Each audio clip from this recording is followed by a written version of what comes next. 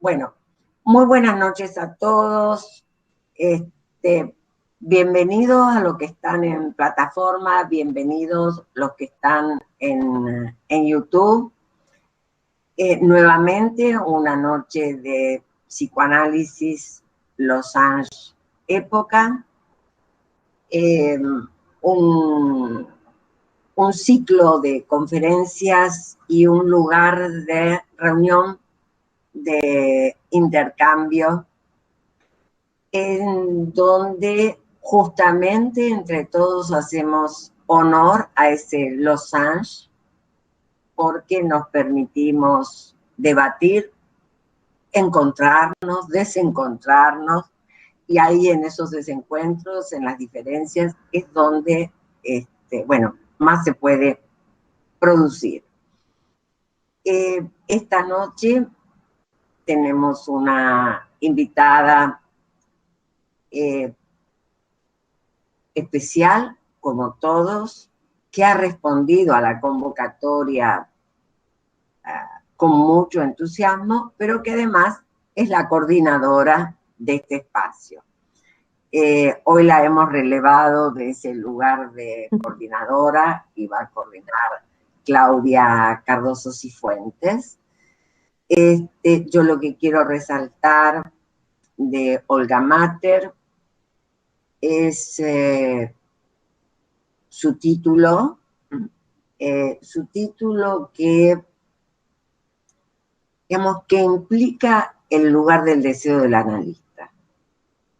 Implica la pandemia, pero implica el lugar del deseo del analista, que creo que es un lugar muy interesante a interrogar, que lo venimos interrogando desde los seminarios cuando iniciamos el año pasado en abril o marzo, en fin, también te lo veía recién a muchos participantes, unos cuantos participantes del seminario del año pasado que comenzamos a interrogar ese deseo del analista, ese deseo así en singular, ¿verdad? Que es de cada analista que se produce en cada análisis. Y quiero destacar que Olga es una gran colaboradora de todas las actividades de praxis freudiana y una de las grandes entusiastas a que este espacio se pudiera producir. Así que, bueno, quiero manifestarle mi gran agradecimiento. Olga es psicoanalista, miembro de Escuela Freudiana de Buenos Aires y además una excelente especialista, experta en psicología jurídica, orientando la psicología jurídica desde el psicoanálisis. Gran seguidora, por supuesto, de Foucault, de Legendre, principalmente, de Agamben. Son sus autores que muy, muy predilectos. Le voy a pedir, saludo por supuesto a Olga, y le voy a pedir a Claudia que haga su presentación formal.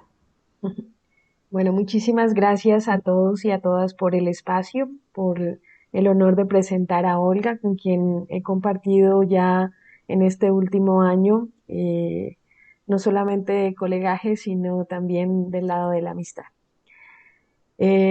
Bueno, Olga Mabel Mater es licenciada en psicología, egresada de la Facultad de Psicología de la Universidad de Buenos Aires, practicante de psicoanálisis freudiano lacaniano, miembro, como lo decía Amelia, de la Escuela Freudiana de Buenos Aires, titular de la Asociación Argentina de Salud Mental, miembro también, profesional auxiliar de justicia, psicóloga de oficio en los departamentos judiciales de La Matanza y Morón en la provincia de Buenos Aires, traductora de diversos escritos, entrevistas de Jacques Lacan, Freud siempre, del discurso psicoanalítico, entre otras difusiones. Ejerce desde 1990 a la fecha en el conurbano de la provincia de Buenos Aires de manera privada e institucional. Su última publicación del año 2019, Consulta, transferencia y duración de los tratamientos psicológicos en el conurbano bonaerense, aparece en la revista Diagnosis número 16. Ha sido también miembro de la red Infeíes y la red Psicoanálisis y Derecho a partir del año 2020. Lleva en esta hermosa labor de ser psicoanalista 31 años de trayectoria. Ha sido profesora en la Universidad de Buenos Aires, ex coordinadora de los consultorios de Campi Ramos, es coordinadora de la columna Historia Viva en el Sigma y también de un espacio de entrevistas también en el Sigma. Entonces, esta es la presentación formal de Olga, que nos acompaña esta noche con uno de sus textos. Muchas gracias. Vale. Buenas noches, gracias Amelia, gracias Claudia, gracias a todos por estar. Voy a compartir con ustedes el trabajo Psicoanálisis, pandemia y deseo del analista. Y vamos a empezar así. El texto dice: las plagas, en efecto, son una cosa común, pero es difícil creer en las plagas cuando las ve uno caer sobre su cabeza. Ha habido en el mundo tantas pestes como guerras, y sin embargo, pestes y guerras cogen a la gente siempre desprevenida. El doctor Liu estaba desprevenido como lo estaban nuestros ciudadanos, y por esto hay que comprender sus dudas. Por esto hay que comprender también que se callara, indeciso, entre la inquietud y la confianza. Cuando estalla una guerra, la gente se dice: esto no puede durar, es demasiado estúpido. Y sin duda, una guerra es evidentemente demasiado estúpida, pero eso no impide que dure. La estupidez insiste siempre. Uno se daría cuenta de ello si uno no pensara siempre en sí mismo. Nuestros conciudadanos, en este aspecto, eran como todo el mundo. Pensaban que en ellos mismos. Dicho de otro modo, eran humanidad. No creían en las plagas. La plaga no está hecha a la medida del hombre. Por lo tanto, el hombre se dice que la plaga es irreal. Es un mal sueño que tiene que pasar. Pero no siempre pasa. Y de mal sueño en mal sueño son los hombres los que pasan. Y los humanistas, en primer lugar, porque no han tomado precauciones. Nuestros conciudadanos no eran más culpables que otros. Se olvidaban de ser modestos. Eso es todo. Y pensaban que todavía todo era posible para ellos. Lo cual daba por supuesto que las plagas eran imposibles. Continuaban haciendo negocios, planeando viajes y teniendo opiniones. ¿Cómo hubieran podido pensar en la peste que suprime el porvenir, los desplazamientos y las discusiones?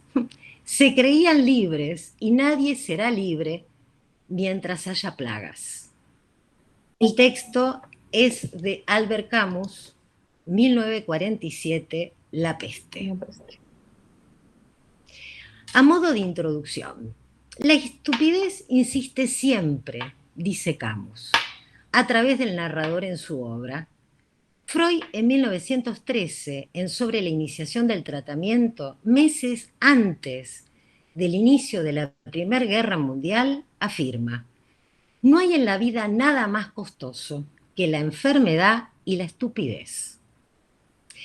Lacan, en el Seminario 14, Lógica del Fantasma, expresó: muchas veces he dado como fórmula de la alienación la bolsa o la vida, la libertad o la muerte, la estupidez o la canallada. Por ejemplo, no hay elección cuando la cuestión de la estupidez o la canallada es siempre la estupidez la que lleva a las de ganar. A fines de su enseñanza, en su Seminario 26, en la clase del 8 de mayo de 1979, advierte: la noción de una posición subjetiva por la cual el sujeto estaría atacado de imbecilidad o quedaría sin palabras. Y luego continúa: es señalar el momento de inmovilidad, de imbecilidad estúpida a la cual es reducido el sujeto una vez fijado en tierra, dado que, si quieren, allí son los términos de estupor, estupidez, estupefacto, que en el antiguo francés quiere decir paralizado, quienes califican esta imposibilidad de desplazamiento por la cual el cuerpo, no más que las palabras, no pueden ser dicho, por lo que el sujeto queda interdicto. Estupidez humana enmudece al sujeto, insiste, gana y lo esclaviza. Podríamos pensar que denota la primacía de la pulsión de muerte y de lo real, que patentiza o estupidiza al sujeto o a las masas. Lacan afirma: el hombre siempre ha sabido adaptarse al mal. Adaptarse, someterse. El significante estupidez deriva etimológicamente del latín, fruto de la suma del término stupidus, que puede traducirse como aturdido, estupefacto, y el sufijo es, que se usa para expresar una cualidad. Anatole France afirmó: el estúpido es peor que el malo, porque el malo descansa de vez en cuando, pero el estúpido no.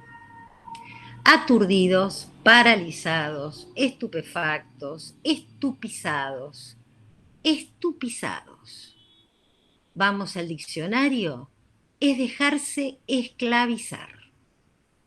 Lacan dijo el 21 de noviembre de 1974 en una entrevista titulada Freud por siempre: el psicoanálisis es Freud. Si uno quiere practicarlo, es necesario referirse a él. Bien, sigamos ese camino. Hoy, en este encuentro, como cada jueves del conversatorio, nos hacemos presentes. Efectos de presencia en la virtualidad. Virtualidad que nos acompaña desde el inicio de la pandemia. Por medio de herramientas digitales, nos ha permitido no discontinuar los tratamientos que veníamos dirigiendo y reunirnos con otros. Abrazamos en un deseo contagioso de hacer lazo al discurso y a la práctica analítica. En síntesis, los consultantes y nosotros, continuando en esta otra epidemia, comillas, iniciada en el siglo XIX, hasta la fecha que es la práctica psicoanalítica para algunos. Mi propuesta es compartir con ustedes algunas reflexiones sobre el psicoanálisis, su práctica y el deseo del analista en pandemia. Nuestro saber hacer con lo que hay. En palabras de Marta Jerez San Martín, del 22 de marzo del 2020. La peste no será vencida con actitudes negadoras, egoístas, irresponsables o llanamente estúpidas. Las epidemias y el oficio del psicoanalista. Freud le escribe a Braham en una carta del 2 de agosto de 1914, recién iniciada la Primera Guerra Mundial: del mundo no podemos caernos. Frase que Freud vuelve a retomar en 1930 en El malestar en la cultura, y escribe: de este mundo no podemos caernos, o sea, un sentimiento de la atadura indisoluble de la copertenencia con el todo del mundo exterior. Freud se sirve de las palabras de un dramaturgo cuya frase original es: por cierto que de este mundo no podemos caernos, estamos definitivamente en él. En los tiempos fundantes del psicoanálisis, el psiquiatra Hodge leyó un artículo en 1910 en un congreso médico denominado Una epidemia psíquica entre los médicos, y lanzó así ataques vehementes e insultantes contra el psicoanálisis. Freud lo menciona al psiquiatra irónicamente en el escrito Contribuciones a la historia del movimiento psicoanalítico. Psiquiatra alemán, cuyos escritos fueron sobre la eugenasia y la eutanasia.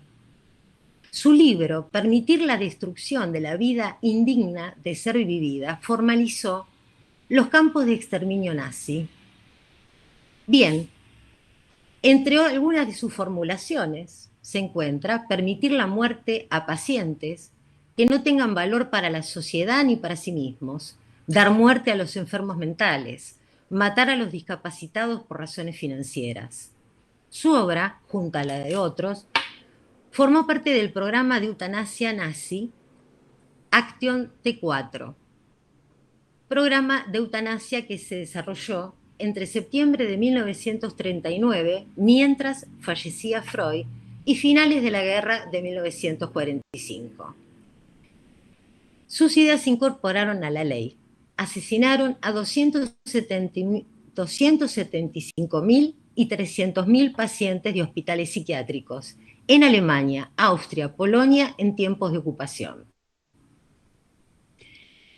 El año pasado, el autor Robert Liffon editó su libro Los médicos nazis, la ciencia de matar, en donde se ocupa del psiquiatra alemán que había hablado de Freud y del psicoanálisis. Pierre Janet, por otro lado, calificó en un debate en el Congreso Internacional de la Medicina en Londres en 1913 al psicoanálisis de pansexualismo, diciendo: hay en Viena una atmósfera sexual especial, una especie de genio, de demonio local que reina como una epidemia sobre la población, y en ese ambiente un observador se ve fatalmente llevado a atribuir una importancia excepcional a las cuestiones relacionadas con la sexualidad. Sus afirmaciones no fueron bien recibidas por la comunidad científica inglesa y contribuyó, al revés de lo que él esperaba, a reforzar el impacto de las tesis freudianas en el mundo angloamericano. Posteriormente, se da la separación de la escuela de Zúrich y Viena entre Jung y Freud. El psicoanálisis fue calificado de epidemia y Lacan, en un seminario, lo dice en Escritos 1, La cosa freudiana o sentido del retorno a Freud en psicoanálisis, narra un encuentro que tuvo en estas palabras.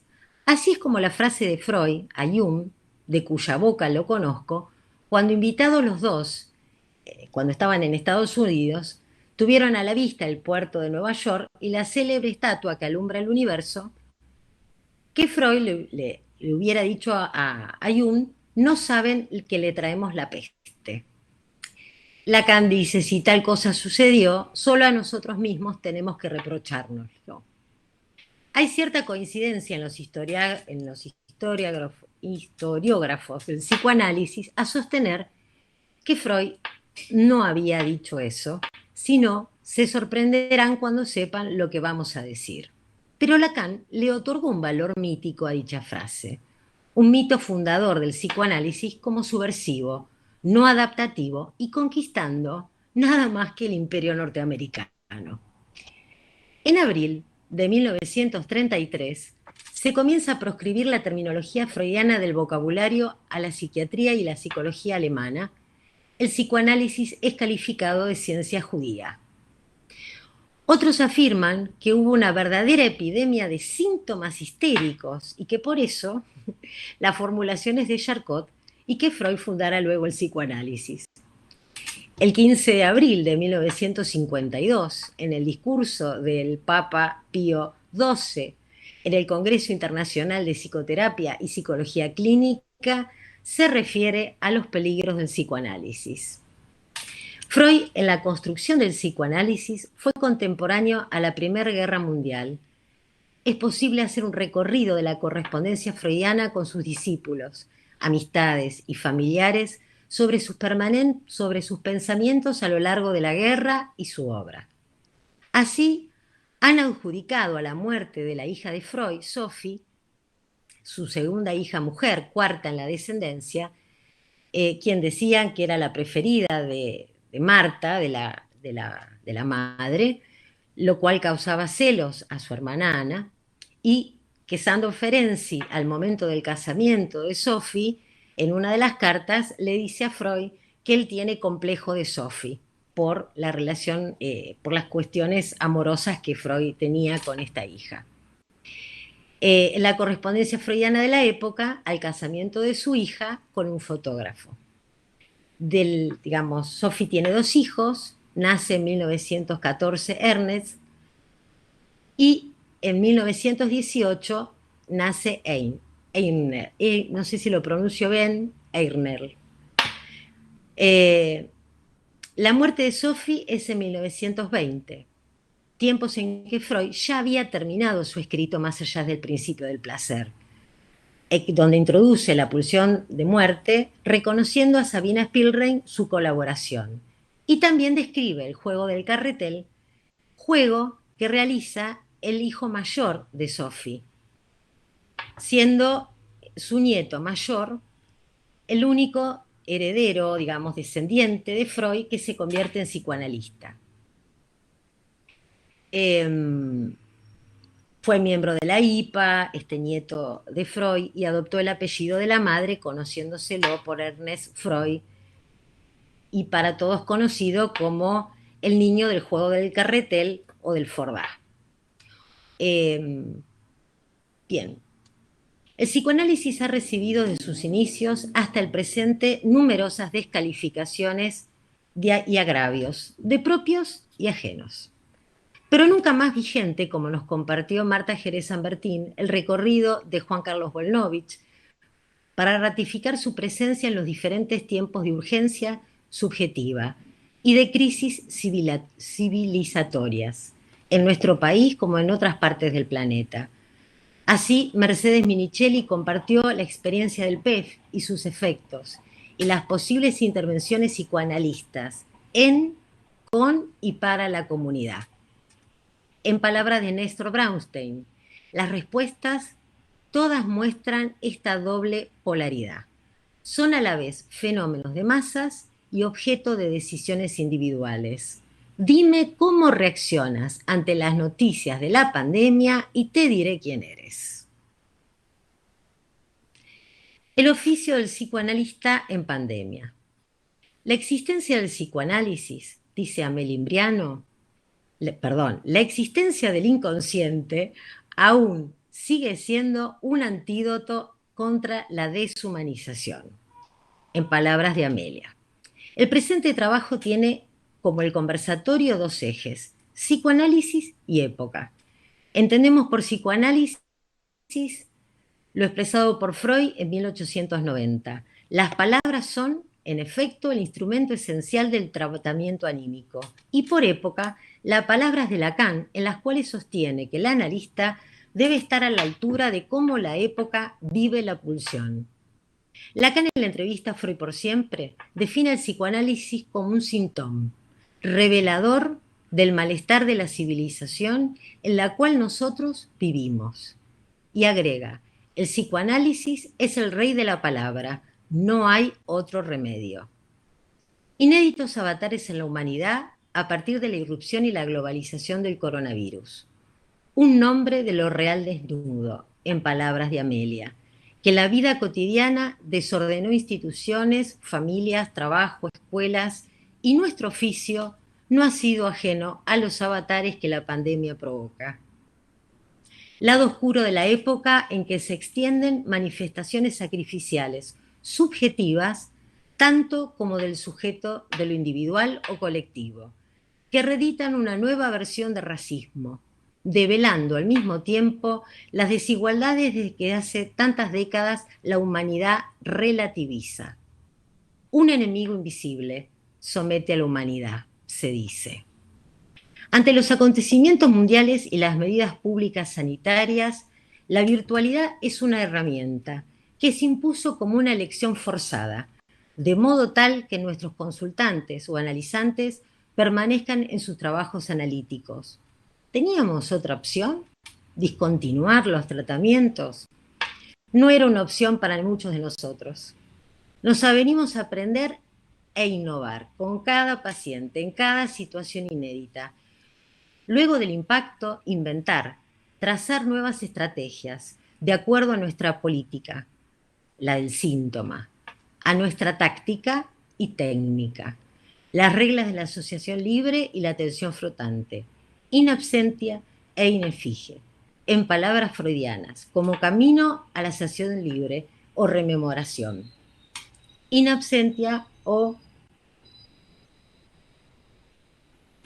disculpas, y anoticiados de la dimensión imaginaria, de la transferencia. Presencia del analista, no de su cuerpo, sino de su arte. Virtualidad con efectos de presencia y ausencia del analista.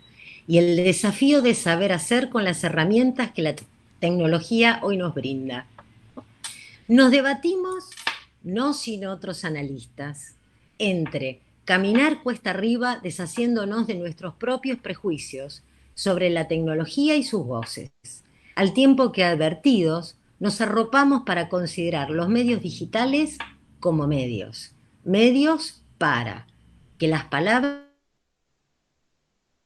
sean el instrumento del tratamiento analítico y sopesar las limitaciones que la virtualidad conlleva, no sin añorar el encuentro en los consultorios, hoy deshabitados de palabras, recuerdos, sueños, pero con un esperanzador anhelo de un próximo regreso.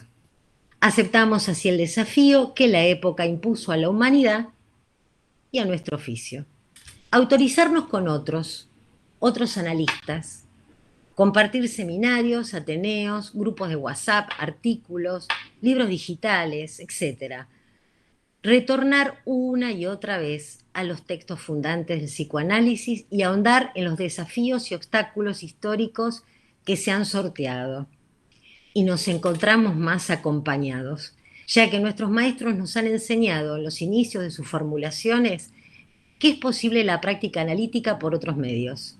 Por ejemplo, la correspondencia de Freud con Fliess, análisis fundante de nuestra práctica, las misivas freudianas con pacientes, discípulos, las llamadas telefónicas, ni bien surge el teléfono en 1876, una cura realizada por Ferenczi a caballo, con un oficial de su regimiento víctima de un trauma a raíz del estallido de un obús, o las intervenciones de Lacan en sus enseñanzas, o por las que describiera Alouche en su obra 213 ocurrencias de Jacques Lacan, testimonio de analizantes de ambos, entre otros materiales que componen la historia del movimiento psicoanalítico.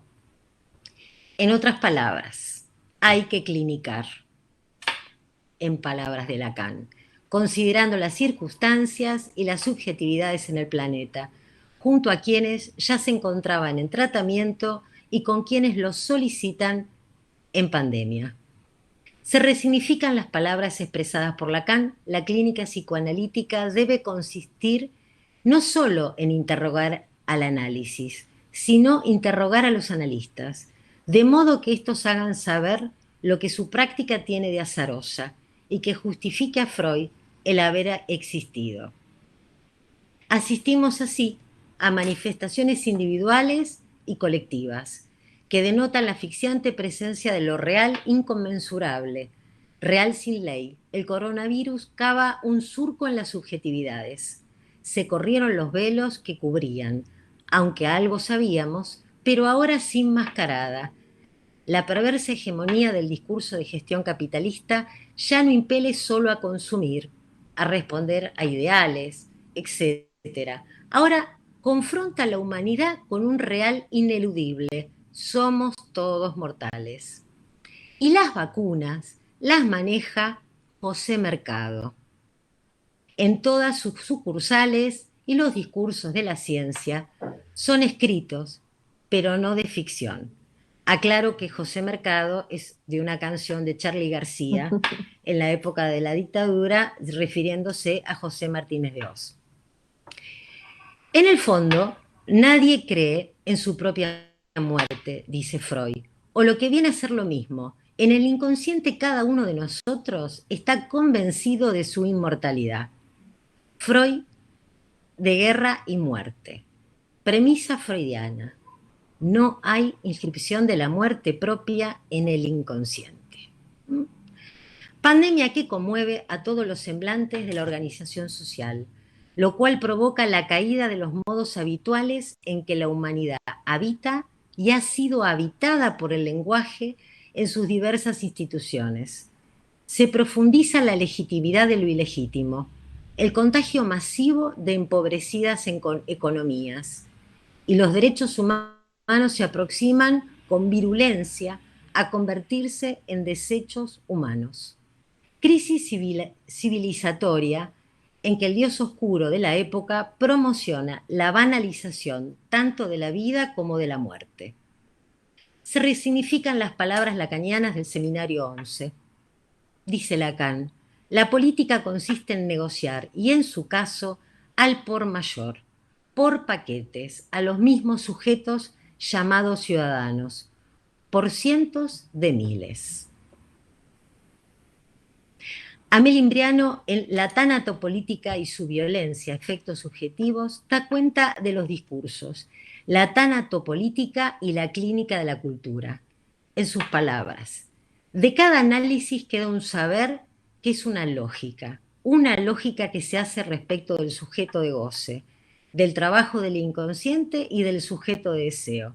Reinventar o despertar al sujeto, soportando la incomodidad de su deseo, puede encontrar ese poquito de libertad. Oficio del psicoanalista en tanto pasador de lo descifrable, de la gramática pulsional, una clínica de la pulsión y de lo real. Freud nos anticipaba en Consejos al médico en 1912 y después en Sobre la iniciación del tratamiento, alrededor de que sus teorizaciones eran de su propio escarnamiento o de su cosecha.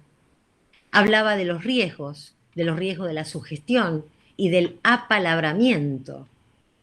En su retorno a Freud, Lacan construye el sintagma o categoría deseo del analista, al que define como una nueva posición estructural, operativo, esencial, lógico, topológico y modal. Deseo del analista posee, a mi criterio, por lo menos 4 vertientes. Una es atribuido al analista. El sujeto le supone un deseo a su analista, así como un saber. Sujeto supuesto el saber, del cual Lacan se ha ocupado en transmitirnos. Es el deseo que el sujeto le atribuye al analista y el analista debe asegurarse de que su deseo siga siendo una X para el analizante. En tanto otro, éste le pregunta, «¿Yo voy? ¿Qué me quieres?», dando lugar a que emerge el fantasma fundamental. Otra vertiente, un deseo propio del analista. Deseo del analista en tanto que motoriza la dirección de la cura. En dirección, dice Lacan, que es la opuesta exacta a la identificación, nos advierte. Una tercer vertiente sería el análisis o reanálisis de los analistas. Una cuarta vertiente es cuando Lacan afirma: la pregunta sigue siendo la de qué puede impulsar a cualquiera, sobre todo después de un análisis, a historizarse. Aclaro que historizarse está con una Y. Es un neologismo lacaniano, a mi criterio, a mi lectura, como que está condensando histeria e historia por sí mismo. ¿Cómo puede ocurrírsele la idea de asumir el relevo de esa función?, se pregunta Lacan. Y afirma, continúa la pregunta y dice, la pregunta acerca de otra razón es exigible para sostener el estatus de una profesión recién llegada, y nuevamente aquí utiliza otra condensación, historia con Y, en esta condensación de historia-histeria. Lacan señala posibles respuestas sobre el pase. ¿Sería la arista de lo real del deseo del analista? Preguntas cuyas respuestas son absolutamente singulares a cada uno de nosotros y que por lo tanto es no toda, o es un enigma para cada uno y se reserva lo indecible de su deseo al conducir un análisis. En 1964, Lacan dicta su seminario Los cuatro conceptos fundamentales, destacando los conceptos inconsciente, pulsión, repetición y transferencia. Y a lo largo de los encuentros formula, a mi criterio, un quinto concepto, lógico y operacional, el deseo del analista.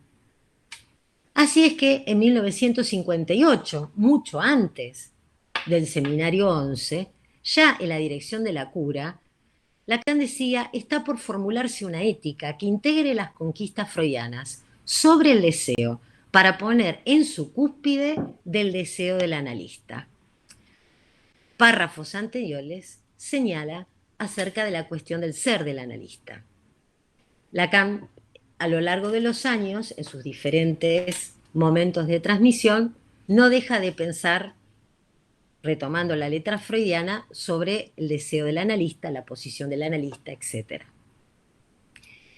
Así, en el seminario 6, por ejemplo, señala acerca de la función del deseo y del deseo del analista y se pregunta, ¿con qué deseo va a confrontarse el sujeto en análisis si no con el deseo del analista? Y advierte, posición paradójica de ser intermediarios de un deseo, o sus parteros, quienes velan por su advenimiento, la supremacía del deseo del sujeto y su relato.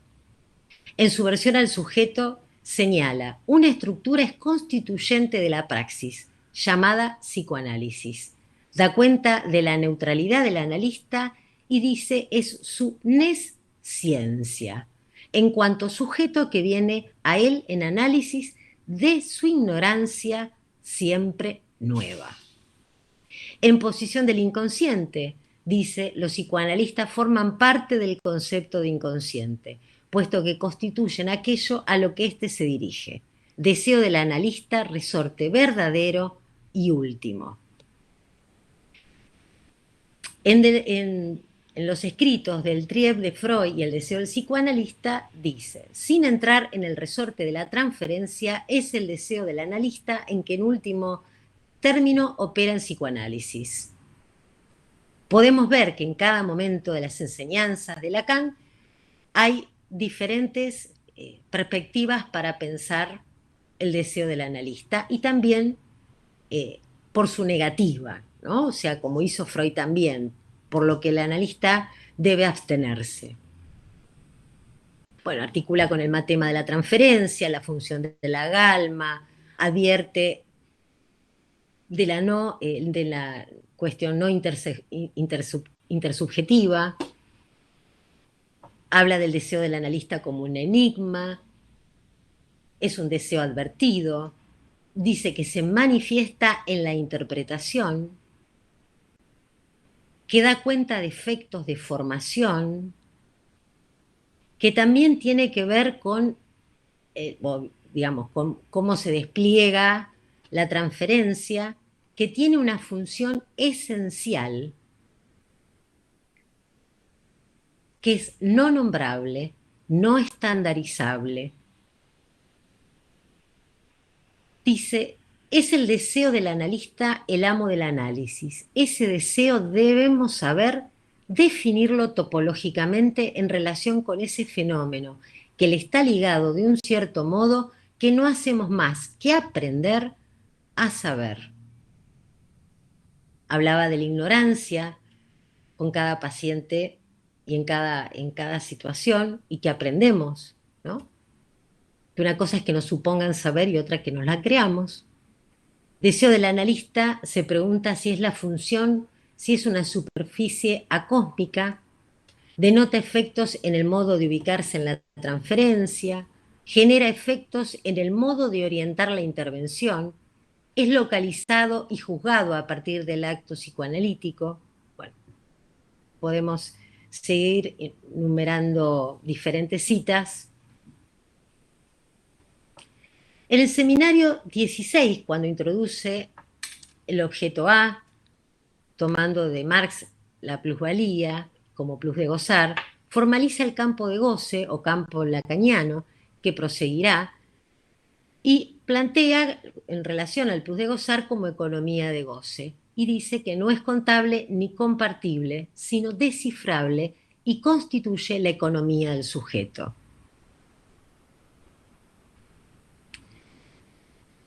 Bien, en síntesis, es un deseo orientado por los conceptos fundamentales del psicoanálisis.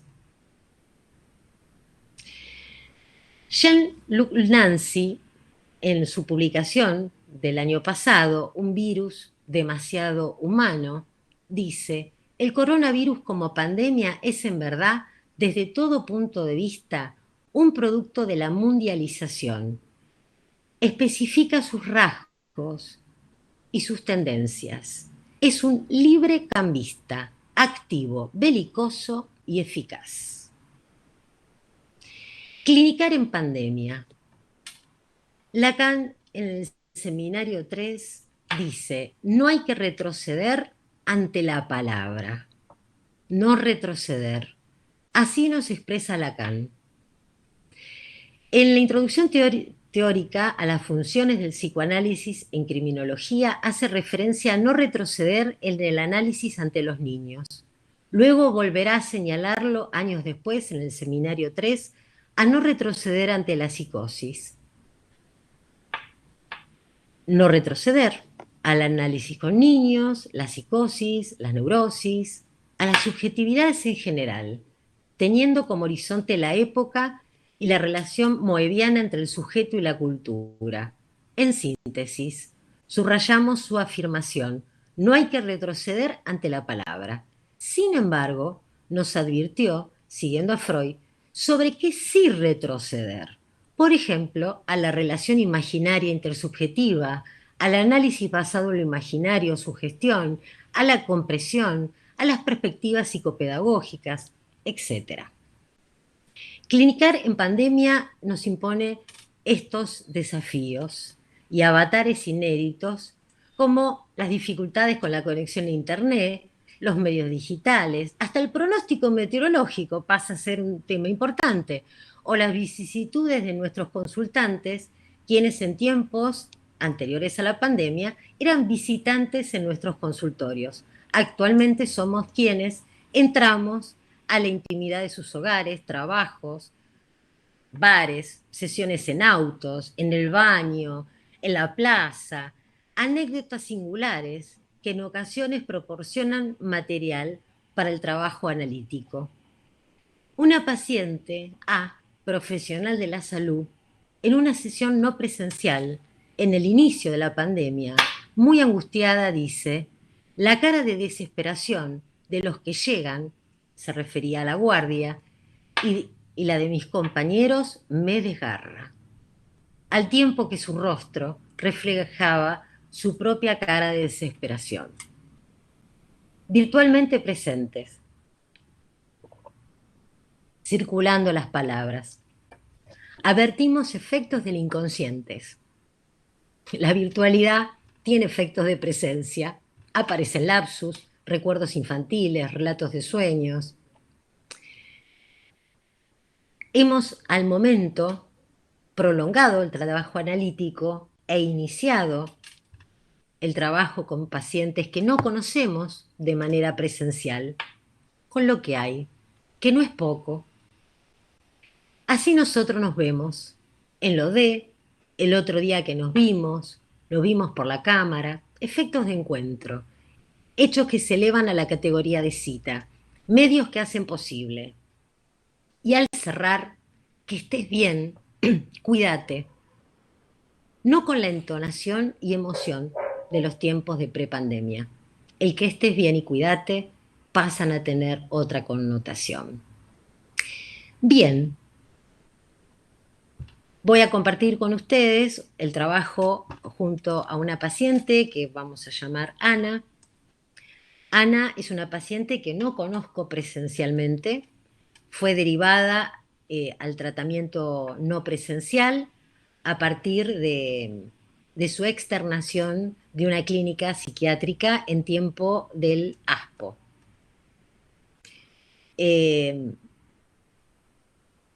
Cuento con el consentimiento de la familia, la paciente, para poder comentarles. Al momento se han iniciado 55 sesiones de manera regular. en las primeras sesiones, Ana no podía realizar la entrevista sola. Necesitaba que estuviera su acompañante terapéutico, que en ese momento la acompañante terapéutica estaba con ella. Al comienzo fueron sesiones de 2 sesiones por semana, luego alternando semanas de 2 sesiones y otras de una. Se realiza por medio de una plataforma. Ana tiene 35 años. Ha sido internada en diferentes oportunidades y realizando tratamiento con diferentes profesionales. Bueno, tenemos efectos especiales de la ambulancia. Al momento de la presente externación, comienza con tratamiento psicológico no presencial, prosigue su tratamiento psiquiátrico con su psiquiatra tratante desde hace más de 10 años, con su acompañante terapéutico en modalidad de pandemia. La acompañante hay momentos que hace presencial y hay momentos donde, por razones, bueno, públicas, hay momentos donde no se presenta presencialmente, sino que lo hace por teléfono, videollamada, etc. De la última internación, en la cual estuvo 40 días internada, se la diagnosticó con un trastorno de estrés postraumático, retraso mental leve, epilepsia, administraba aripiprazol, quetiapina, clonazepam, lorazepam. Una paciente donde a partir de determinados momentos empieza a ser momentos de estabilización y de profunda desestabilización y que ella misma solicita estar internada. El padre dice de las internaciones, tuvo un montón.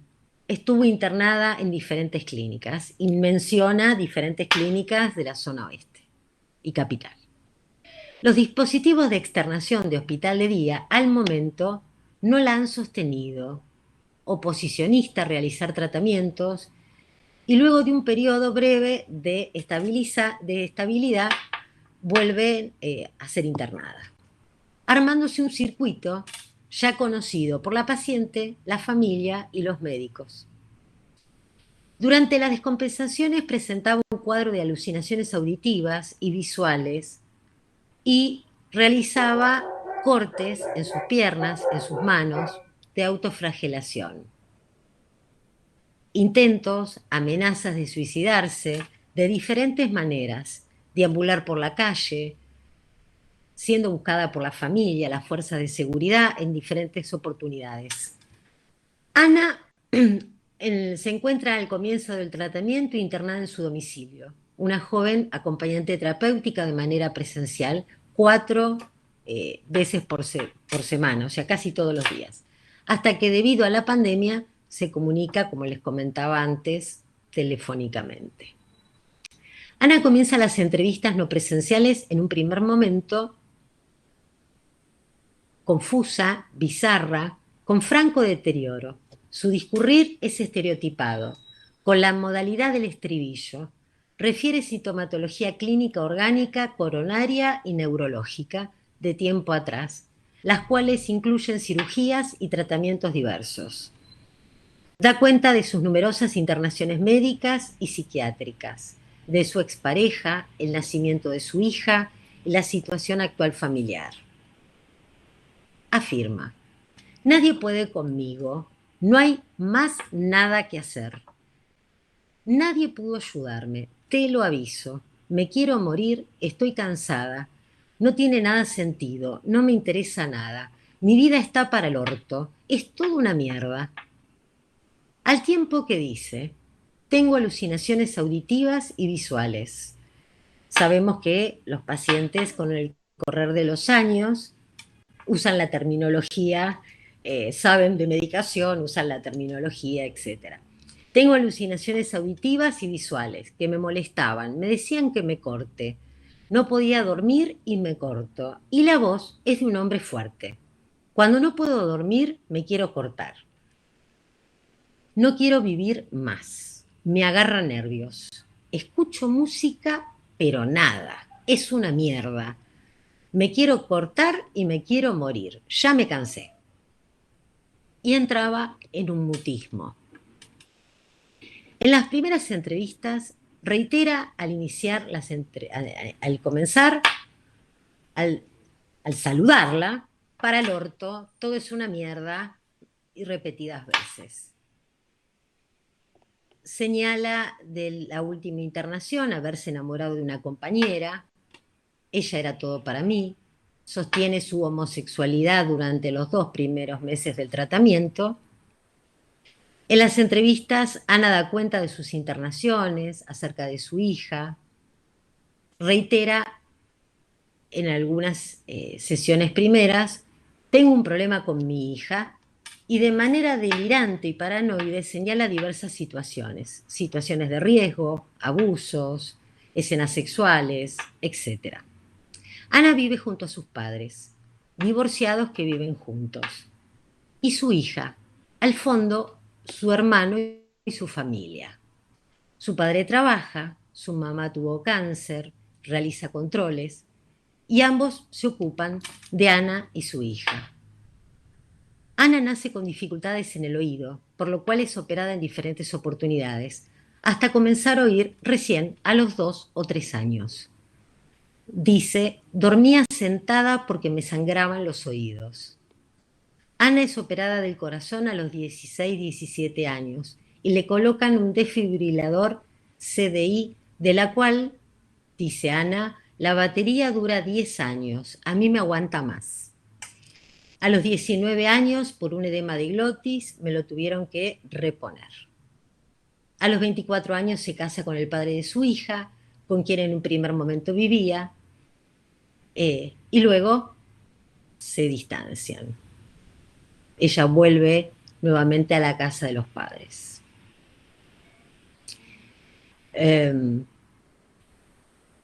De los padres, Ana dice, los dos viven juntos para ayudarme a mí y a la hija. Ellos criaron por la niña. Si yo no puedo, ahora puede ser, pero me pongo nerviosa con las tareas. Ella no quiere que me interne y llora cuando me corto. Los padres acuden a un abogado por el tema de la tenencia. Ana dice, de manera en relación a tener ganas de cortarse, no hay otro modo, soy un estorbo para todos, me interno, así conozco gente y después vuelvo. La menor no tiene relación con el papá. En las primeras sesiones, de manera delirante, tengo un problema con mi hija y va armando de una manera metonímica diferentes situaciones en relación a la hija. En una de las sesiones da cuenta,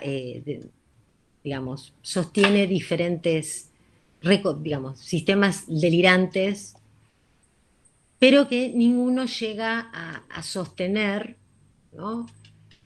No hay una verdadera reconstrucción de la realidad. Va pasando de una cuestión a otra.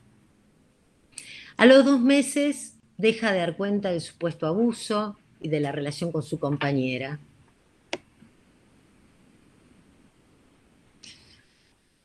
Voy a ir a lo específico del tratamiento.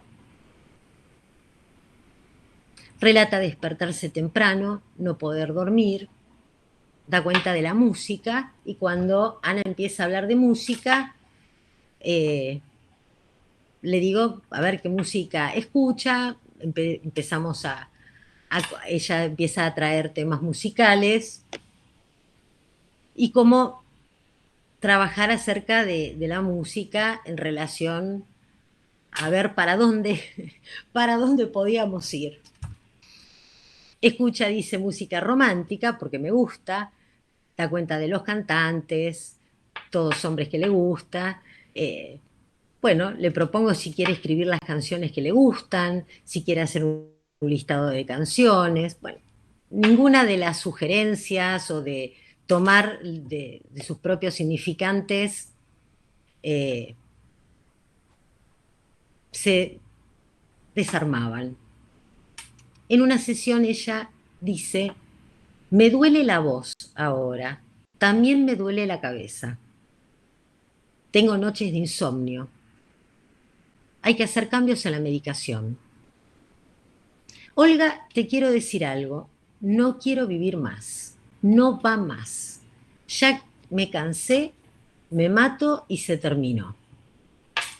Diversas situaciones en las cuales actúa, solicita internación, grita, se modifica el tratamiento psicofarmacológico, las consultas empiezan a realizarse, llamados, mensajes, mail.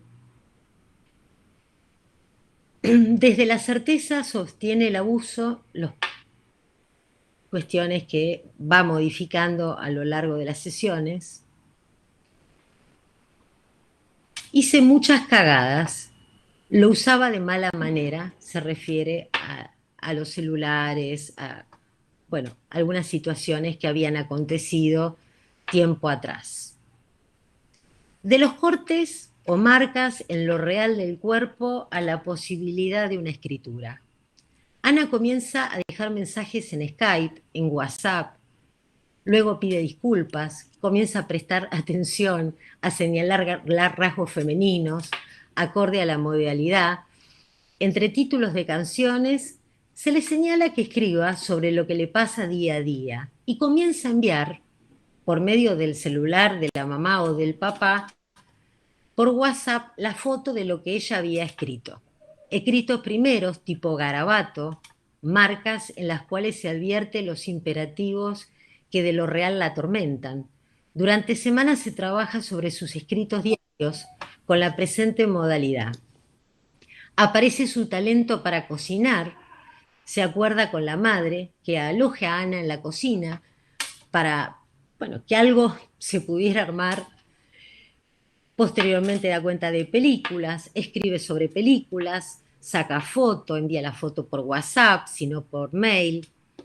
En este recorrido comienza a buscar frases de YouTube, de Google, libros y empieza a pedir frases sobre la vida, la muerte y el amor.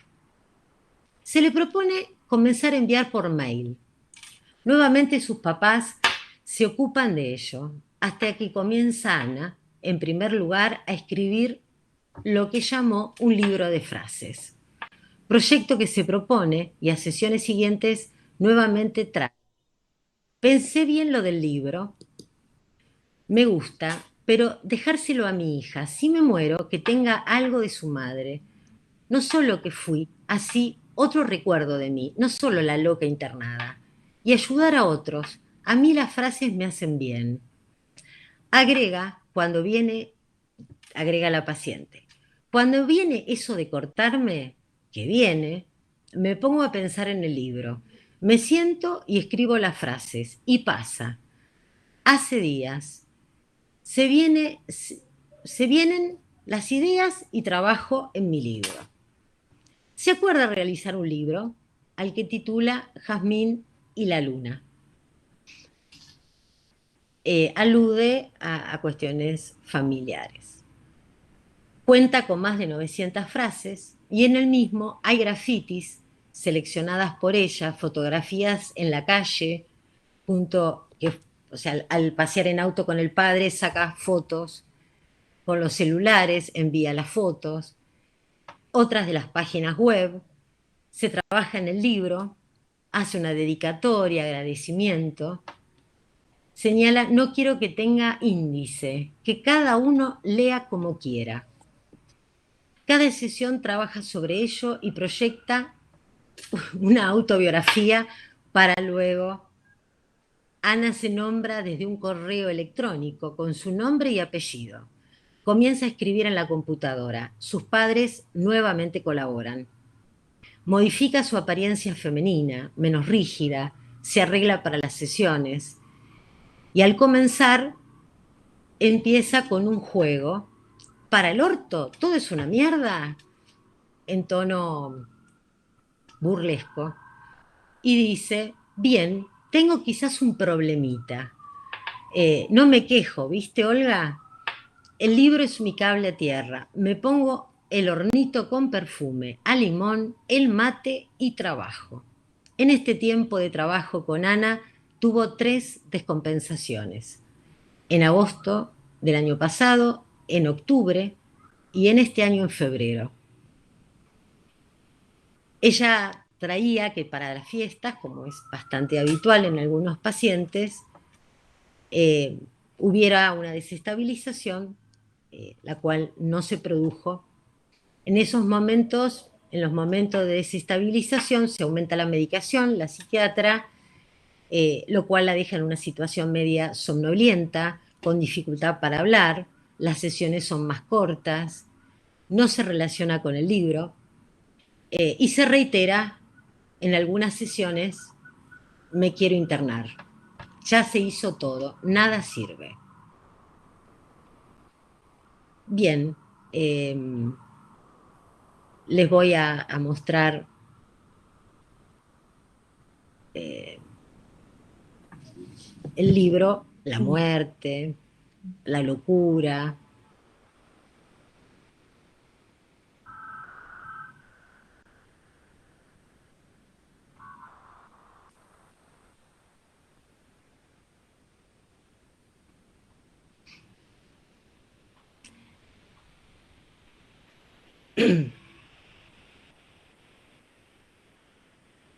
Bien, lo paso, si después les interesa.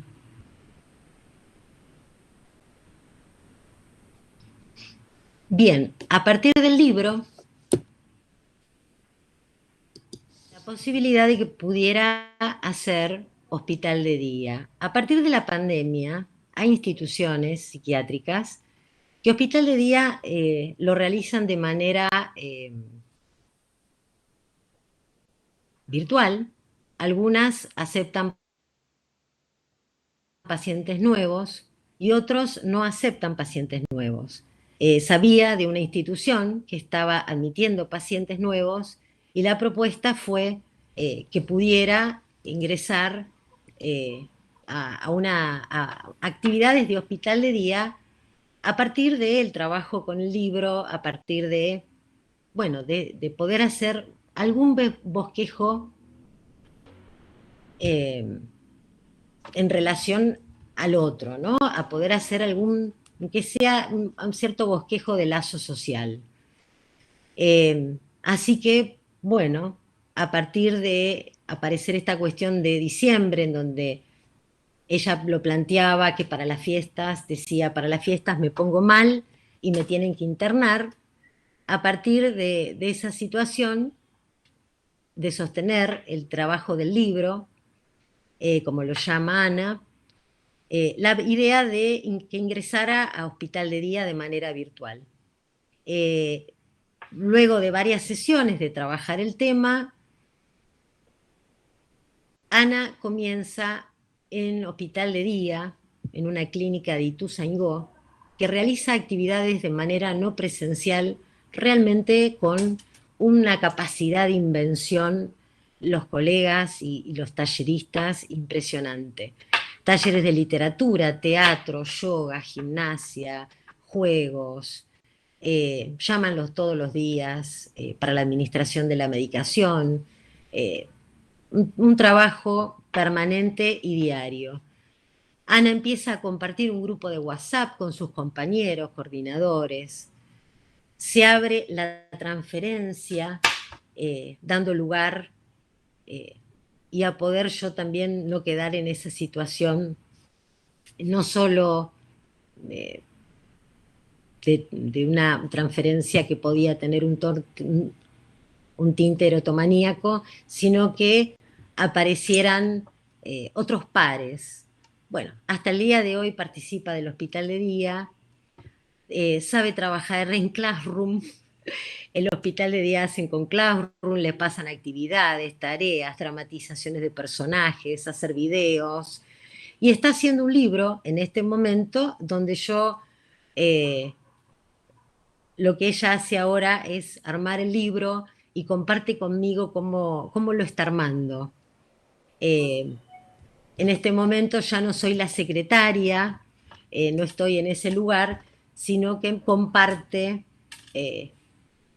lo que está armando.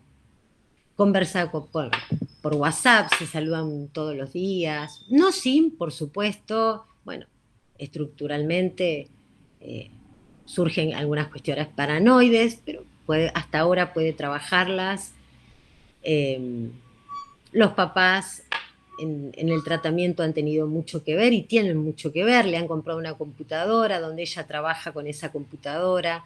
La acompañante terapéutica, que antes era salir las compras a la verdulería, al almacén, ahora pasa a enseñarle a cómo hacer un PowerPoint, cómo trabajar en Classroom, y de no poder usar un celular, que así empezó, hoy medianamente tiene cierta cuota de independencia. Bien, conclusiones, ideas y problemas. Néstor Brownstein, en La pandemia y las psicologías de las masas, dice: puede ser que este virus sea vencido, pero cabe anticipar que el virus no dará tregua, porque está instalado en el fulcro. Fulcro es el punto de apoyo de una palanca del sistema de producción, porque es el ángel exterminador que cierra a los invitados la salida de la fiesta del consumo ostentoso y superfluo y los condena a vivir en el confinamiento. Estupidez, estar paralizados, estupizados, significa dejarse esclavizar.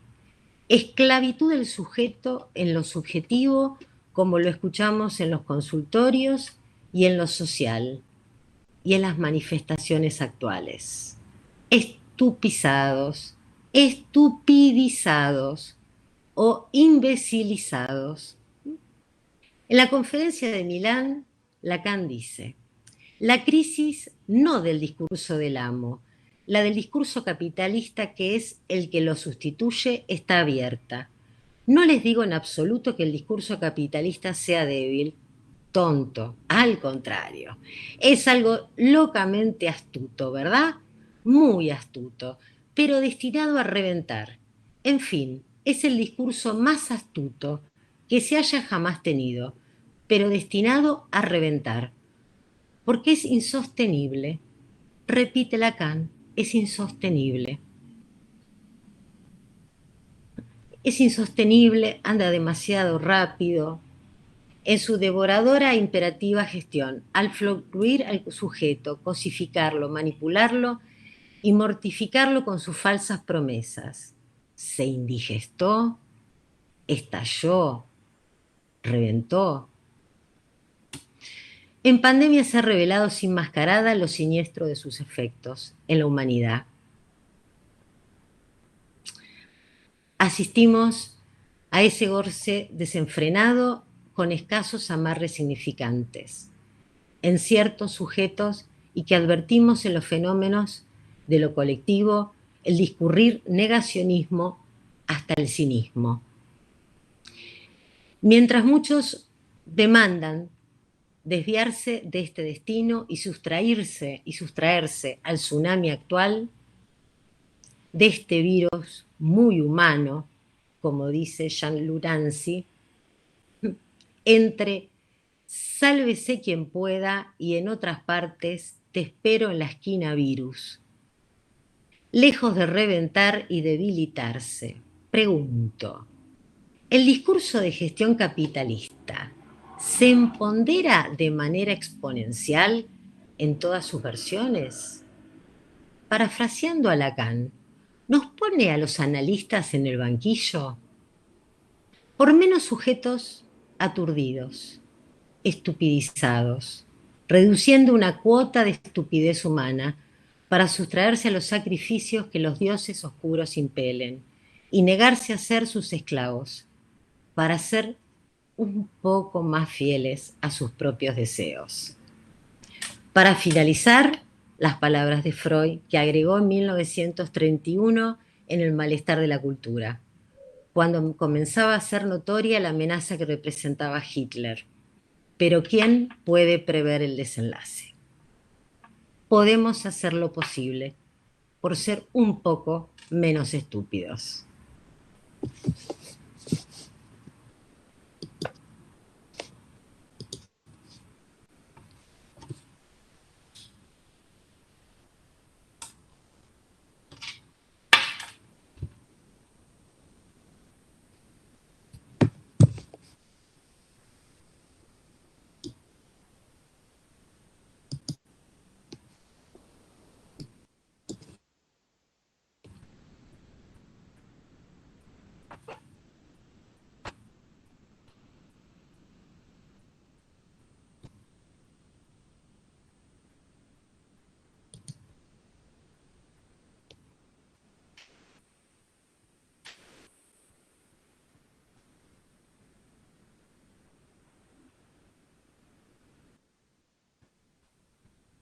Bueno, abrimos entonces el espacio para intercambiar con Olga las apreciaciones que tienen de su trabajo, de su presentación.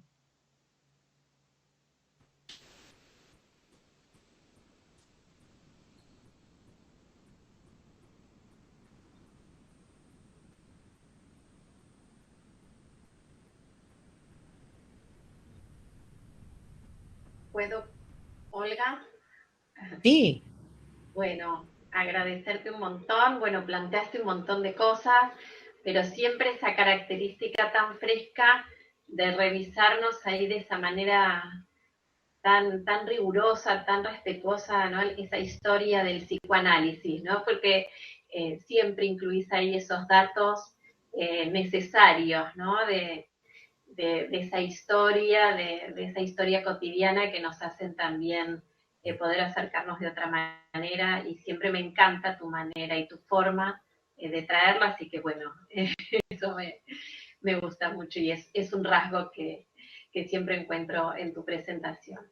Bueno, dijiste muchas cosas y puntualmente, bueno, el caso muestra un poco esa conclusión del analista que no retrocede no solo a la psicosis, sino a la virtualidad, a la pandemia, a esta lógica, ¿no? Del desafío de cómo desde la técnica poder burlar ahí, ¿no? Las cuestiones y avanzar, ¿sí? Porque, bueno, esa diferenciación que hiciste de la técnica es muy interesante. ¿Sí? No solo porque Lacan lo marcó en dirección de la cura, sino que, bueno, Freud en toda su forma, con Juanito, lo vio una sola vez, hizo todo un análisis maravilloso, esa descripción en el tren de Freud, en su propia escucha, por eso hay el deseo del analista cuando descubre, ¿no? En ese olvido de los nombres propios, lo más propio del psicoanálisis, el real y la muerte, el real de la sexualidad y la muerte. Así que bueno, nada, hay un montón de cosas que me parecieron geniales. El caso, bueno, muy generosa tu presentación, bueno, ¿no? Porque fue muy minucioso de todos los datos, y creo bueno, que eso nos sirve a todos, ¿sí? Hacia que, como dijiste, el analista no se autoriza solo, así que no es sin estos relatos, sin esta generosidad, sin estas preguntas, así que, bueno, agradecerte y bueno, seguiremos conversando, pero muchas gracias. No, a vos, Ale.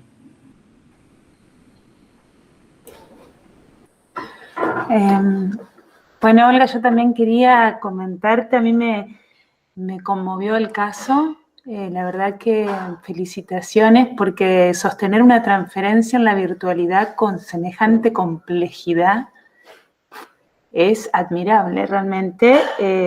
Vos dijiste una frase en la presentación, presencia del analista, ¿no? Con su cuerpo sino su arte, y ella termina produciendo un arte, lo cual me parece maravilloso, ¿no? Porque, bueno, el trabajo, Freud lo dice, ¿no? De un analista tiene que ver con, tipo, el arqueólogo, pero también el poeta, y en eso del arte ya hace como estas frases de poesía en donde, bueno, seguramente habrá hecho un anudamiento, ¿no? Que le permitió no tener esa crisis en la Navidad, por ejemplo, ¿no? Y hacer otros devenires. Y después en esto de una pregunta, ¿no? Como que el deseo del analista parece ser humanitario, ¿no? Como realmente, y con tus últimas conclusiones, como que realmente puede salvar el mundo, digamos. Una cosa Había así que poner como... una cuota esperanzadora. No podía seguir poniendo cosas tan feas. No. Pero el efecto en el paciente es conmovedor, ¿no? Y cómo esta palabra, esta escucha va haciendo el camino, y me parece, bueno, hermoso. Sí, aparte yo creo que es muy importante el trabajo, o sea, yo creo que los pacientes psicóticos, por lo menos como en los años de experiencia, yo creo que es una tarea artesanal, ¿no? De invención, ensayo y error. Y creo que también es muy importante que el paciente tenga esa red familiar, esos otros para con quien, digamos, uno contar, ¿no? O sea, creo que han sostenido y sostienen el día de hoy los padres, y de hecho creo que, bueno, si puedo mostrar el material es porque los papás han firmado el consentimiento y demás, y porque ella está en conocimiento de esto, ¿sí? Y el deseo como, digamos, en esta cuestión, digamos, con cierta cuestión megalomaníaca en ayudar al otro, ¿sí? Más allá de eso, hay un hombre que, digamos, armó un bosquejo de lazo con el otro que hoy sostiene Hospital de Día. Y sostener hoy Hospital de Día virtual, cuando no lo podía sostener de manera presencial, ¿no? O sea, a las sesiones aparece pintada, arreglada, porque el Hospital de Día de esta institución los hacen que se vistan con el personaje. Y como termina el taller de teatro y tiene la sesión con, digamos, Con con el maquillaje. disfraz y con el personaje, digamos, ¿no? Es muy, muy simpático. Yo creo que hay algo de tu deseo de analista,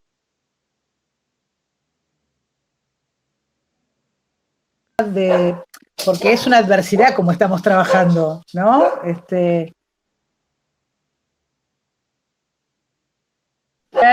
Pensarme de otra manera diferente en el consultorio y pensaba que los pacientes se iban a ir todos y no iban a venir ninguno, ¿no? Digamos, hubo que remarla en este sentido que decías hace un rato, ¿no? De con otros colegas, no olvidarnos de lo que nos enseñó Freud y que retoma Lacan, del trabajo con otros, del análisis, de los pilares para poder trabajar. Y yo creo que esta paciente que pudo y puede estar en el análisis contigo y además hacer la virtualidad en un hospital de día, debe haber captado ese mismo deseo de analista que transmitís en tu escrito y lo esperanzador que estás así mandándonos acá sobre la mesa, que la verdad me conmovió tu escrito y tu polenta y tu... Te agradezco. Vale la pena seguir con esto. Sí. Esto me conmovió. Creo que es lo que nos renueva el deseo de seguir trabajando, ¿no? O sea, me parece que, bueno, cada paciente es un desafío y cada situación, bueno, puede ser una oportunidad. Yo creo que lo primero fue el impacto de la pandemia y la virtualidad. Y después salimos a inventar. Yo jamás había escuchado alucinaciones con una paciente mostrándome el televisor por un teléfono y diciéndome que el televisor le hablaba, ¿sí? Y cómo, digamos, la interpretación delirante de la pantalla. Maravilloso. Si no se hubiese dado esto, no lo hubiese jamás podido, o sea, uno lo ha escuchado, pero no en vivo y en directo, digamos, ¿no? Para pensar estrategias. Me parece, bueno, creo que la clínica de la psicosis nos enseña de la neurosis, ¿no? O sea, creo que no hay manera de poder pensar la clínica si no es a partir de la psicosis. El paciente psicótico no tiene mascarada, es el cielo abierto que dice Lacan, está ahí. El neurótico ya tiene las hojas de la cebolla. Envoltura. Pero bueno, bien. Ahora, muchísimas felicitaciones, Olga, realmente impecable, impecable, y como han destacado todos, bueno, la fuerza del deseo del analista en el trabajo, en el trabajo que le posibilitas a Ana. Bueno, se nota. Ahora, yo lo que pensaba es, en esta cuestión me parece muy, muy delicado y muy interesante esto que dijiste, de que el seminario, conocido como los 4 conceptos, en sí es el seminario de los conceptos fundamentales, ¿no? Pero conocido como los 4 conceptos. Me parece muy aguda tu observación de que el quinto concepto es el deseo del analista. Y justamente, además, es el primer concepto del cual él habla, ¿no? Sí. Pero me parece así como una cuestión muy aguda y un enlace muy interesante que hiciste respecto de dirección de la cura, que me parece que lo que dijiste respecto de dirección de la cura y la ética sobre el deseo, ¿no? Sí. Pienso que también es interesante cuando en dirección de la cura dice, lo cual nos devuelve al punto de partida, a reinventar el análisis, pero esa reinvención que es vez por vez. Uh-huh. Y creo que vos lo has mostrado muy bien, me parece excelente, y creo que lo que ha sucedido con esta pandemia es que a los analistas que tomamos la decisión de no retroceder, porque hay que saber que un grupo de IPA no está trabajando y que tomó la decisión de no trabajar. A los analistas que tomamos la decisión de trabajar acomodando el instrumento a la mano, como decía Freud, bueno, nos ha obligado más que nunca a tomar a que lo cual nos vuelve al punto de partida, a reinventar el análisis, situación por situación, bueno, como que nos suene muchísimo más fuerte, que lo tengamos que encarnar, por así decir, de alguna manera. Y me interesaba mucho respecto de tu paciente, si pudiste pesquisar por dónde anda su metáfora delirante, si ha estabilizado, si pudiste porque pareciera como, bueno, una estabilización. Uh-huh. El febrero ahora viene muy bien, y antes, ¿no? Como que en estos periodos de estabilización se produce algo de metáfora delirante, hay algún punto en donde la metonimia se detiene, la detiene la escritura, es decir, que como... Yo creo que la escritura está sirviendo como ese catalizador de goce, ¿no? O sí. sea, está catalizando. Porque de hecho en Hospital de Día las actividades que ella elige y en las que más participa son las que hay que escribir. Y también lo del classroom, también.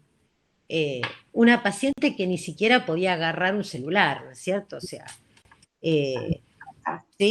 Y creo que la cuestión delirante está en relación a la cuestión, digamos, del empuje a la mujer, ¿sí? Uh-huh.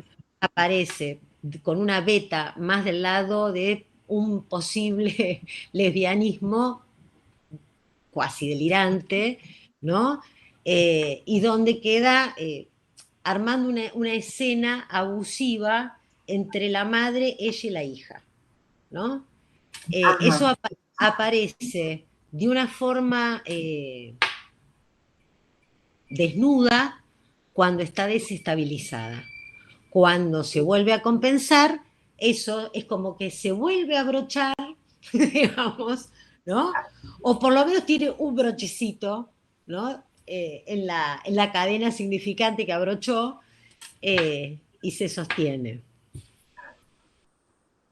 O sea, es muy interesante porque, digamos, creo que muestra muy bien esto que Lacan decía del arte sanado, con toda la multivocidad del el significante artesanado, ¿no? Pero me parece así como que, bueno. Y creo que también es muy ejemplar, digamos, no sé si ejemplar, nos inoculás, ¿verdad? Entusiasmo, fuerza, con este tipo de trabajo, tanto sea teórico, porque, bueno, nos pasaste unos datos interesantes a nivel de la historia del psicoanálisis. Y también en la clínica, porque, bueno, hay que ponerle mucho deseo para poder sostener un trabajo así, ¿no? Y posibilitarle a ella este artesanado, porque entiendo que en un momento, y vos lo nombraste, por suerte se distribuyó la transferencia, en un momento estabas ahí como intenso. En el filo mortal de pasar a la erotomanía, ¿no? Y hoy no somos el condensador de gozo. Y qué interesante la erotomanía en la virtualidad, ¿no? Sí. Porque uno diría, bueno, qué sé yo, vino al consultorio, la debo haber mirado mal, qué sé yo. No, es estructura pura, ¿no? O sea, creo que lo maravilloso de lo virtual, ¿no? Es que justamente lo deja crudo, por decirlo así, ¿no? Lo deja crudo. Sí, sí, sí, totalmente. Yo creo que, bueno, todo depende de en qué lugar cada uno de nosotros nos posicionamos en nuestra tarea, ¿no? Creo que cuando hablamos de si el psicoanálisis hace lazo, los que quieren que está muerto, bueno, va a depender de lo que hagamos nosotros.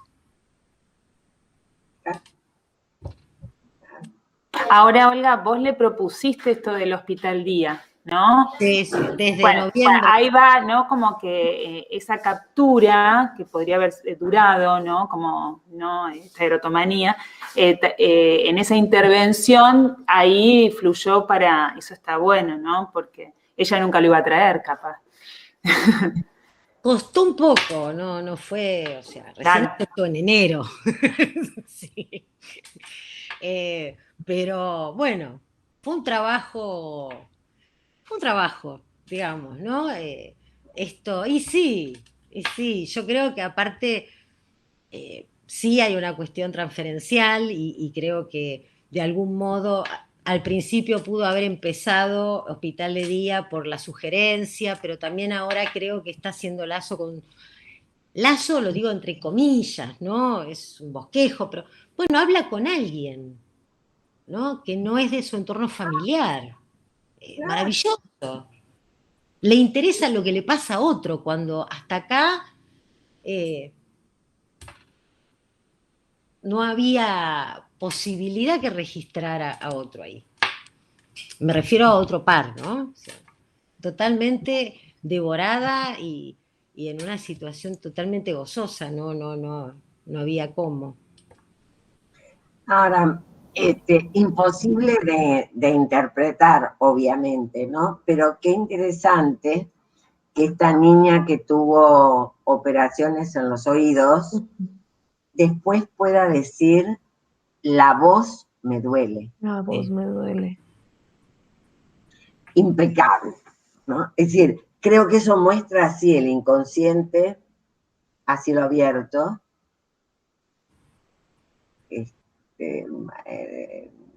impecable, impecable. Obviamente imposible de interpretar. Y no. Sí, Olga, buenas, ¿qué tal, Marcelo? ¿Qué tal? ¿Cómo andás, Marcelo? Bien, bueno, muy lindas palabras hoy tuyas. Me quedé pensando esto de que vos contabas que ella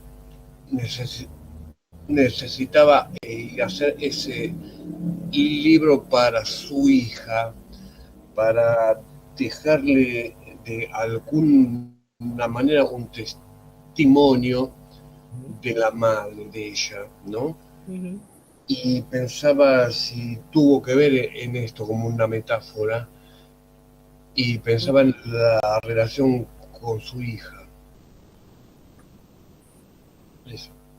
En realidad, yo creo, digamos, no tiene un lugar de mamá con esta hija, ¿no? Los que hacen de padres son los abuelos, ¿no? De hecho, ella lo dice, mis papás nos cuidan a mí y a la nena, o sea, ella queda totalmente a la par de su hija, no hay una asimetría. Eh, yo no sé si algo, yo creo en realidad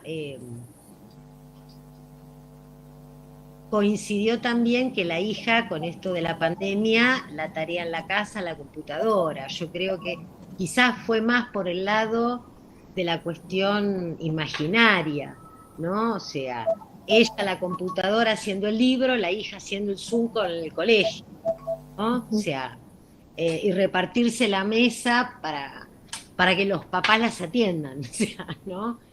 Pero bien, produce y produjo, digamos. No sé si... Pero ¿no pensás que así como a muchos pacientes la presentación de enfermos les trae un efecto apaciguante, que en el caso de ella el escribir a un gran otro, digamos, inventándose esta cuestión de dejarle un testimonio a la hija, Sí.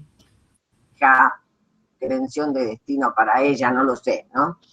Pero quizás tenga esa dimensión de relacionarse a un gran otro, de hablarle al gran otro, y de ahí también el apaciguamiento, y la cuestión del trazo, del rasgo.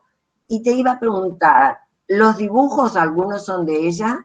Algunos. Algunos son de ella y otros... sí, Sí, sí.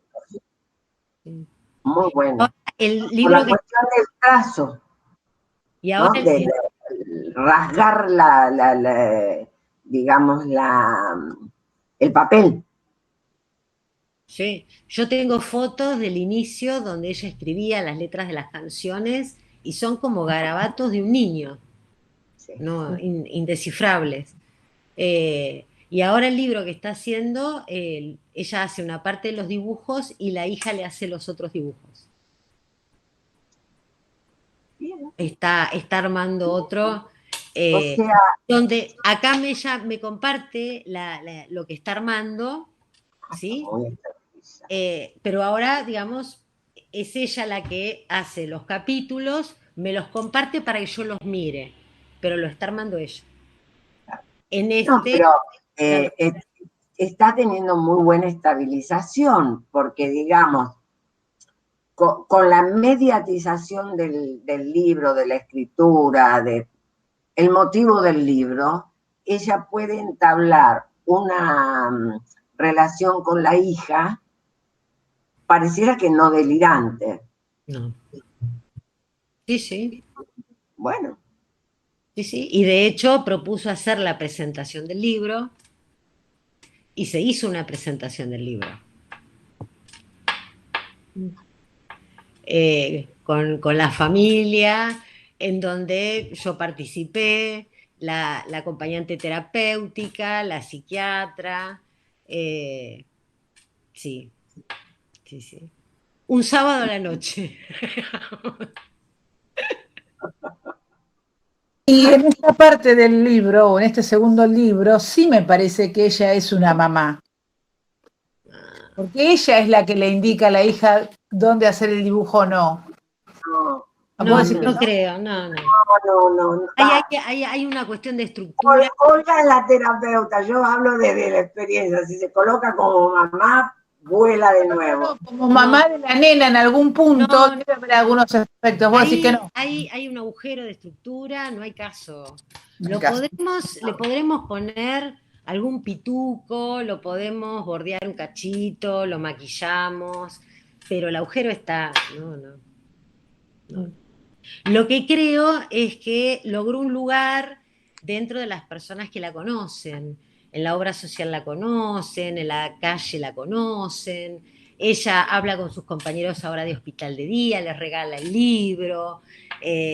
Lo hizo en PDF, en ebook, en impresión, le regala el libro. Entonces hay algo ahí, pero no.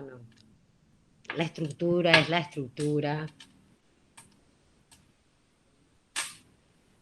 Pensé que para la hija, no sé si para ella, porque la estructura no cambia, obviamente, pero habría como algún semblante ortopédico de que pueda, mínimamente hay una diferencia con respecto al trato con la hija. Ni siquiera con ortopedia. No. Ella no deja nunca de ser hija. Ella no deja nunca de ser hija.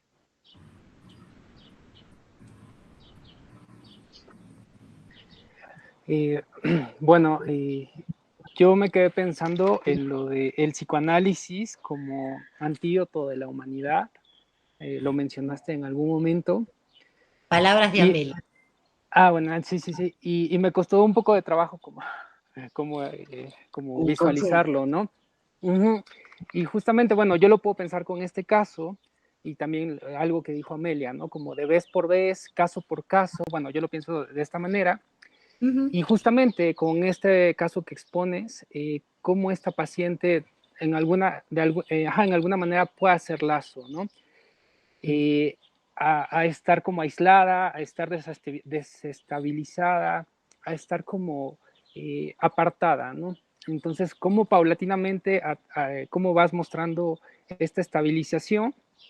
Y pienso en eso, en el psicoanálisis como antídoto de la deshumanización, justamente, ¿no? Para hacer lazo, la psicosis en este caso, y bueno, conforme a lo que escribía la paciente, por ahí mientras hojeabas el libro, escribía como de varios temas, ¿no? Por ahí vi que de la amistad, como de la vida, como frases de motivación.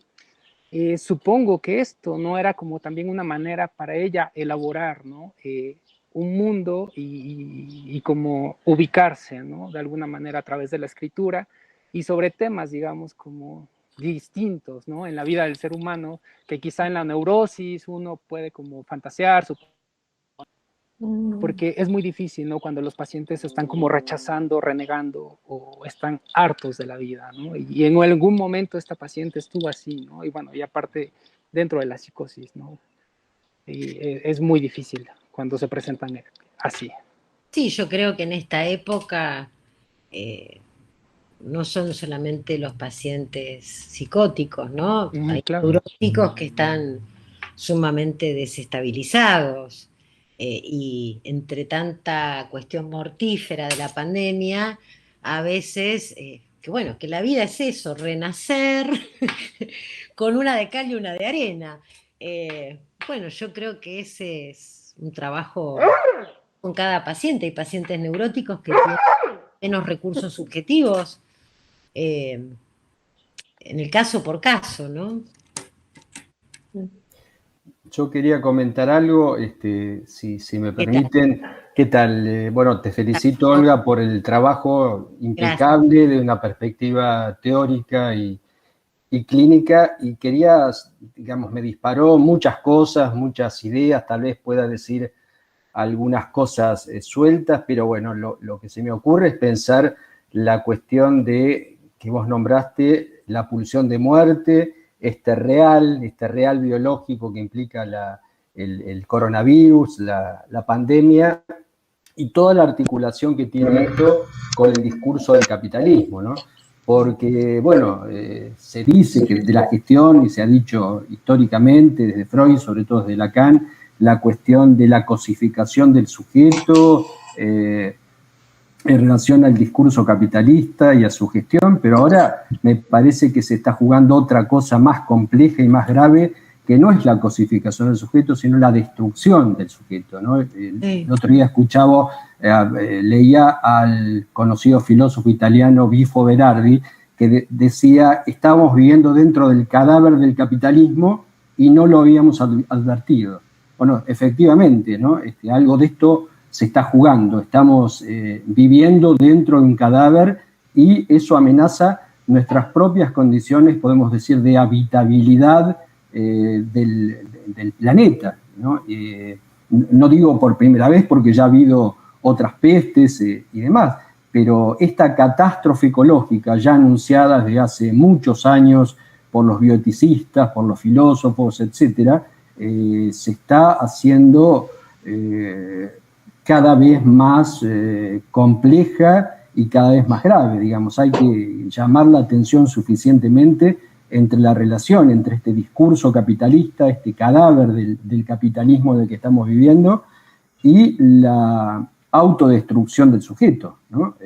Así que no se juega tanto en términos de cosificación, me parece a mí, sino de destrucción. Y el psicoanálisis, bueno, le cabe nada menos que, espero yo, la humanización, el poder salvar, no sé si salvar el mundo, pero por lo menos intentar humanizar algo del orden de este real en relación al sujeto y de esta pulsión de muerte, ¿no? Pero bueno, quería decir esencialmente estas cosas, estas ideas que se me dispararon en relación a tu muy interesante ponencia. Así que bueno, felicitaciones, Olga. Agradece, Gustavo. Bueno, bien. Muchas gracias. No, a vos.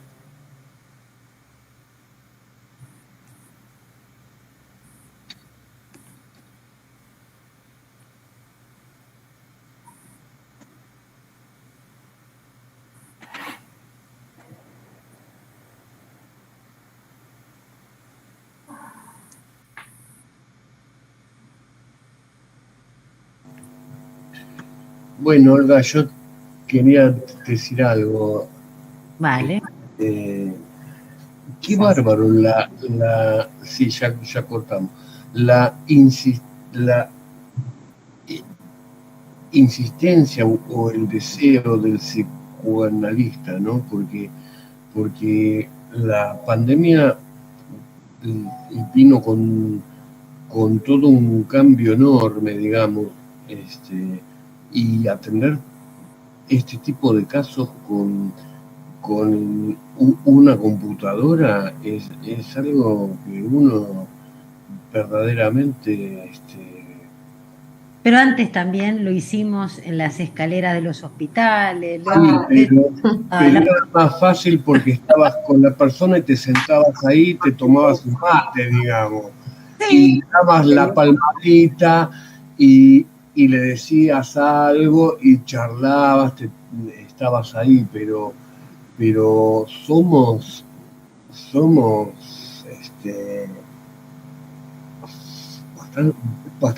bastante fuertes, creo, para soportar o para,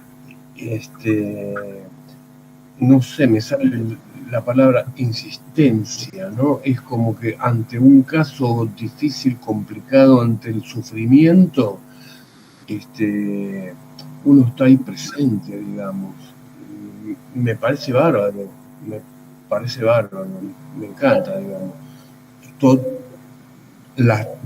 Las charlas estas me parecen bárbaras en el sentido de contagiar así el entusiasmo para seguir atendiendo día a día casos donde todo el tiempo se complican porque los pacientes vienen y te cuentan la mamá que se murió, el hermano que se murió y todos estos tipos de fallecimientos donde bueno, uno está al pie del cañón todo el tiempo. Y bueno, quería decir eso y por último decirte que el tema de José Mercado de Serú Girán, de Charlie, pero en Serú Girán, claro, alude a esto de que bueno, no todo se compra, no todo es plata, no todo es comprar, digamos. Hay esta cosa que la pandemia allí nos ha traído, donde cada uno se tuvo que cuestionar seriamente en dónde está parado y qué está haciendo. Y quiénes son sus vínculos reales. Bueno, eso. Vale, gracias. Creo que antes de cerrar, a mí me gustaría señalar algo que dijo Olga, que es como para dar un seminario sobre eso, se lo podemos proponer a Olga, que es estas 4 vertientes del deseo del analista. Me pareció algo muy impecable, muy limpio, muy bien señalado, ¿verdad? Y muy interesante, digamos, cómo vos lo rescatás, porque no está así a la lectura totalmente a la vista, no es algo que vos has sabido rescatar muy bien, tanto sea el deseo del analista en relación a la suposición de saber, como el deseo propio del analista, como el análisis o el reanálisis, ¿verdad? del analista, y esto del historizar. Bueno, me parece que es una perlita que Olga trajo, que la quería destacar para que no se nos escape, porque obviamente la viñeta clínica copó mucho. Es un trabajo hermoso que hiciste a nivel clínico, pero creo que justamente la clínica vos la sostenés desde, digamos, yo creo que el deseo del analista es uno, pero ¿no? Lo podemos ver desde estos 4 ángulos. Desde este tetraedro vos has sostenido, en este caso, la práctica con Ana. Vale. Bueno, Claudia, ¿haces el cierre?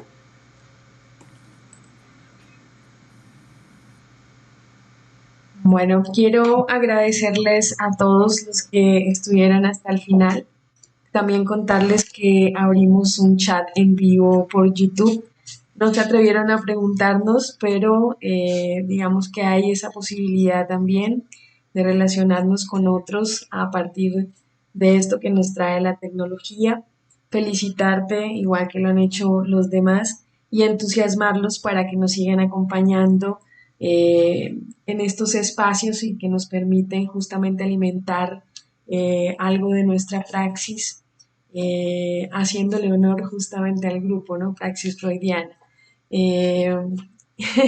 Que ojalá sigamos sosteniendo desde el deseo también, desde el lazo que nos une desde diferentes, incluso países. Y bueno, le agradecemos a esa fuerza que tiene Olga hoy, pero también a la fuerza, digamos, de seguir insistiendo en reunirnos y en formarnos y en escribir. Y eso que nos entusiasma cada día más, que nos parecía imposible viajar a Argentina, venir a Colombia, estar en México, ¿verdad? Y bueno, cada vez me entusiasma más también compartir con ustedes cosas que a veces sentimos que en el país de pronto no se pueden dar, pero que a partir justamente de estos espacios nos convencemos más de que no estamos solos. Vale. Bien, propongo que abran los micrófonos. Muchas gracias, Olga. Muy bueno el caso. No, por favor, hasta la próxima, en 15 días. La próxima, Alejandra Porras. Alejandra, Ay, te esperamos. Muy bien, gracias. Gracias, Olga. Muchas gracias. Muy bien. Alejandra Porras. Chao, Gracias Olga y Amelia, gracias. Chao. Hasta luego. Chao. Chao.